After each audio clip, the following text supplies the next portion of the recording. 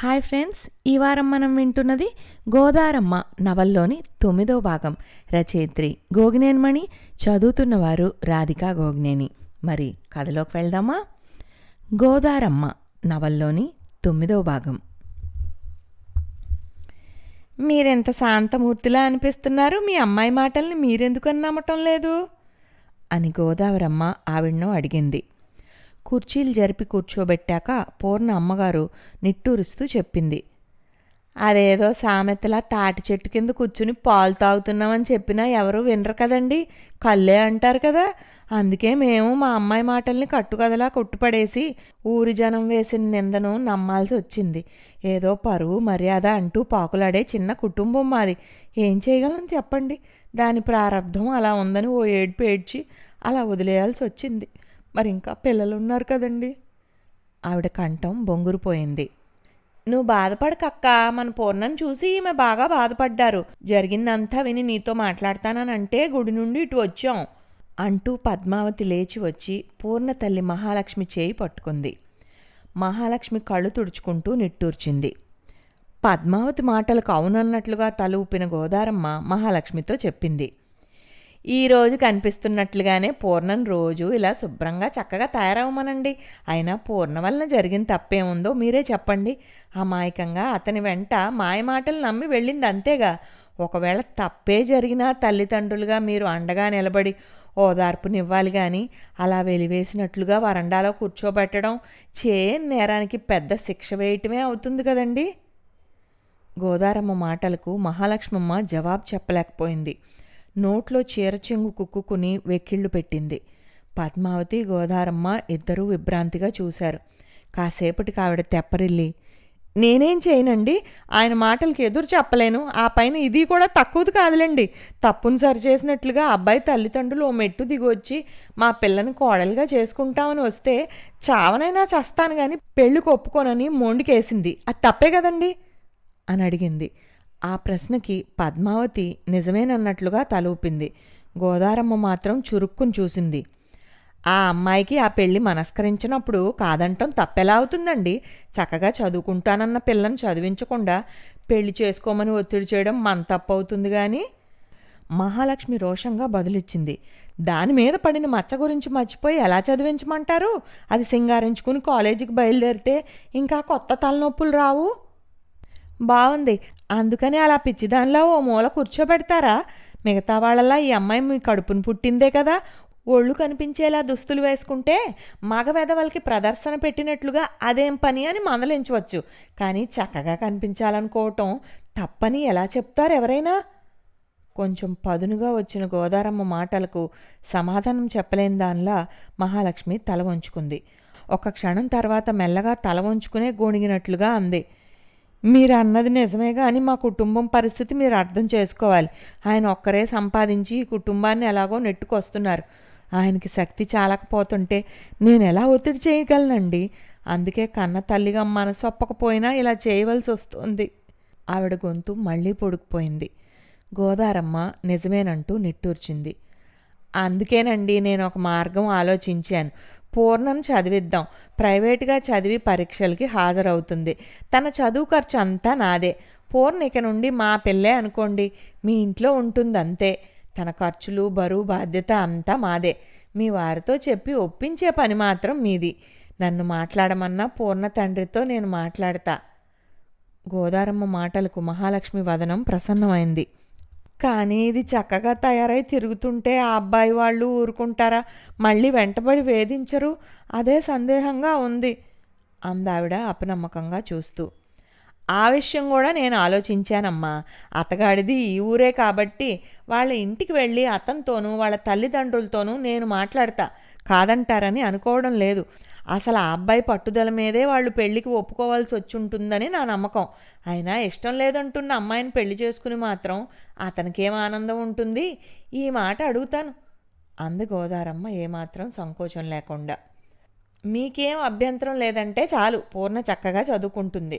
మా ఇంటికి వచ్చే రామచంద్ర చాలా మంచి అబ్బాయి.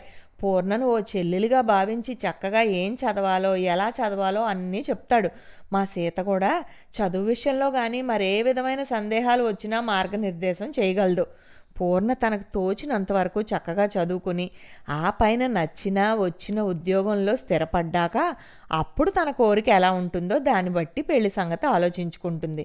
అందుకని పూర్ణ విషయంలో సమస్యగా ఏమీ అనుకోకండి. గోదారమ్మ చెప్పిన మాటలకు మహాలక్ష్మి మొహంలోకి ఆనందం వచ్చింది. పెద్దవారు మా అమ్మాయి విషయంలో ఇంత శ్రద్ధ చూపించడం దాని అదృష్టమే అందావిడ ఆనందంగా.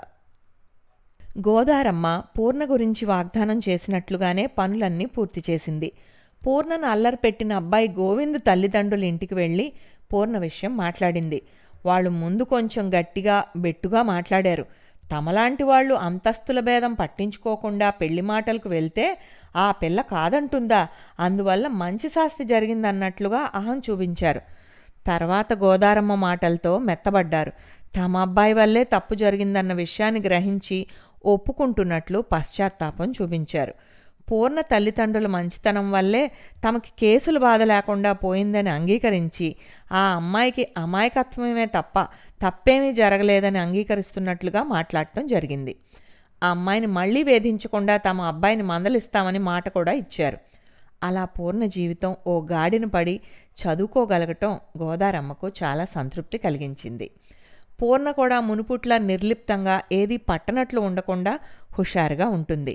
తనలో అలాంటి మార్పుకు కారణమైన గోదారమ్మ గారికి మరీ మరీ కృతజ్ఞతలు చెప్పింది. అంతా సహకరించటం వల్ల కుదిరింది కాబట్టి ఆ అమ్మాయి జీవితం ఓ గాడిన పడిందే తప్ప తన గొప్పతనం ఏమీ లేదంటూ గోదారమ్మ నవ్వేసింది. పూర్ణ కూడా బాధ్యతగా ఇంటి దగ్గర ఉండి చదువుకుంటూనే తల్లికి పనుల్లో సహాయంగా ఉండటంతో మహాలక్ష్మికి ఆనందంగా ఉంది. తన ఖర్చు అంతా గోదావరమ్మదేనని తెలిసినా పూర్ణ ఆవిడకు కొంత భారం తగ్గించే ఉద్దేశంతో తను ఏదైనా చేసి కొంత సంపాదించగలగాలని నిర్ణయించుకుంది. కొంతమంది చిన్నపిల్లలకు ట్యూషన్ చెప్పే పని పెట్టుకుంది. అలా కుటుంబానికి అండగా ఉండి ఆర్థిక స్తోమత కల్పించటంతో పూర్ణ తండ్రి కూడా ఆనందం వ్యక్తం చేశాడు. ఇంకా ప్రోత్సాహంగా ఉంటే చిన్నపిల్లలకు చిన్న స్కూలు ప్రారంభించాలనే ఆలోచన ఉన్నట్లు చెప్పగానే గోదారమ్మ కూడా ముందు ఆశ్చర్యం తర్వాత ఆనందం చూపించింది. ఆ అమ్మాయి ఎవరికీ భారం కాకుండా ఆర్థికంగా బలం పుంజుకోవాలని, స్వతంత్రంగా తన కాళ్ళ మీద నిలబడాలనే ఆలోచనను అంతా మెచ్చుకున్నారు కూడా. రామచంద్రవర్మ కూడా ప్రత్యేక శ్రద్ధ తీసుకుని పూర్ణకు కావలసిన పుస్తకాలను సమకూర్చడమే కాకుండా ఎలా ప్రిపేర్ అవ్వాలనే విషయాలను సలహాలిస్తూ సహకరిస్తున్నాడు. సీత కూడా తనకు తోచిన సాయం చేయటానికి ఉత్సాహం చూపిస్తూనే ఉంది. అప్పుడప్పుడు పూర్ణ పుస్తకాలను తీసుకుని వస్తుంటే సీత వాళ్ళింట్లోనే కుముద, రంగా పూర్ణలను కూర్చోబెట్టుకుని రామచంద్ర పాఠాలు చెప్తున్నాడు. తర్వాత ఎవరిళ్లకు వాళ్ళు వెళ్ళిపోవడం జరుగుతుంది. ఈ చదువుకు ముందో వెనుకో వీళ్ళను బట్టి కుముద సీతా గోదారమ్మల దగ్గర కూర్చుని పాటలను వినిపిస్తూ సంగీత పాఠాలను నేర్చుకుంటోంది. ఆ చిన్నమ్మాయికి చెప్తున్నట్లుగా సీత పాటలు వింటూ మైమర్చిపోవడం గోదారమ్మకు చాలా ఆనందంగా ఉంది. సీత కూడా పిల్లల్ని గమనిస్తూ వాళ్ళ దగ్గరకు వచ్చిపోతూనే వంట పనులను, ఇంటి పనులను హుషారుగా చక్కబెట్టుకుంటోంది. ఒకరోజు గోదారమ్మ సీతతో అంది, సీత, నువ్వు గమనించావో లేదో కానీ నేను మాత్రం పరీక్షగా చూశాను. సాధారణంగా ఒక తల్లి కడుపును పుట్టిన పిల్లల మధ్య అయినా ఏదో పేచీలు, కోపతాపాలు ఉంటాయిగా. కానీ కుముద, రంగాలు ఇద్దరి మధ్య అలాంటివేం లేకుండా ఇంత సఖ్యతగా ఉండటం నాకు ఆశ్చర్యంగానే ఉంటుంది. ఎందుకనంటావు? సీత చిరునవ్వుతో చూసింది. ఏముందమ్మా, వాళ్ళిద్దరూ అప్పుడప్పుడు కలిసి చదువుకోవడం, ఆడుకోవడం చేస్తూ ఎవరింటికి వాళ్ళు వెళ్ళిపోతున్నారు కదా, అందువల్లే పోటీలు, పేచీలు లేకుండా ఉంటున్నారేమో అని జవాబిచ్చింది సీత. అవునంటావా అంటూ ఆవిడ ఒక క్షణం ఆలోచనలో పడింది. తర్వాత గోదావరమ్మ రామచంద్రవర్మను కుముదను తమ ఇంట్లో 4 రోజులు ఉంచమని అడిగింది. ఏమిటో కుముదను చూస్తుంటే చాలా ముద్దుగా ఉంటుంది. ఆడపిల్లలంటే నాకున్న ఇష్టం వలన కాబోలు.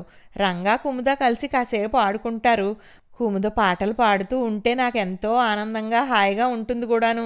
స్కూలుకు సెలవులు కూడా ఇచ్చారు కదా అని ఆవిడ కారణం కూడా చెప్పింది. రామచంద్ర సరేనంటూ ఆనందంగా అంగీకరించి కుముదకు కావలసిన బట్టలు, వస్తువులు ఇంటి నుండి తెచ్చిచ్చాడు. 4 రోజులు పిల్లల మధ్య ఎటువంటి గొడవలు రాలేదు. సఖ్యంగానే ఉన్నారు. వాళ్ళిద్దరి మధ్య అంత సామరస్యం ఉండటం పెద్దవాళ్ళిద్దరికీ ఆశ్చర్యంగానే అనిపించింది. ఆ తర్వాత మళ్ళీ గోదారమ్మ సీతను అడిగింది, చూసావా సీత, కలిసి ఒకే ఇంట్లో ఉంటున్నా కూడా వాళ్ళిద్దరి మధ్య పేచీలేం రాలేదు అవునన్నట్లు తలూపిన సీత చిన్నగా నవ్వింది. పిల్లల మధ్య స్నేహం ఇచ్చిపుచ్చుకునే మంచి అలవాటు ఉండాలనే ఉద్దేశంతో వాళ్ళిద్దరికీ మీరు చెప్పే నీతి కథల ప్రభావం అయి ఉంటుందేమోనమ్మా. అయితే ఆ గొప్పతనం కథలు చెప్పే నాది కాదు, కథల్లో నీతిని గ్రహించి ఆచరణలో పెట్టగలిగిన పిల్లలదే అంటూ ఆవిడ నవ్వింది. రామచంద్ర సీతల పెళ్లికి పిల్లల మధ్య గొడవలేం రావని, సఖ్యంగానే ఉంటారనే విషయం సీతకు తెలియచేయాలనేదే గోదారమ్మ ఉద్దేశం. అయితే తన అభిప్రాయం ఎంతవరకు సీతకు అర్థమైందోననుకుంటూ ఆవిడ నిట్టూర్చింది. ఇంతటితో గోదారమ్మ నవల్లోని 9వ భాగం సమాప్తం. వచ్చే వారం 10వ భాగంతో కలుద్దాం.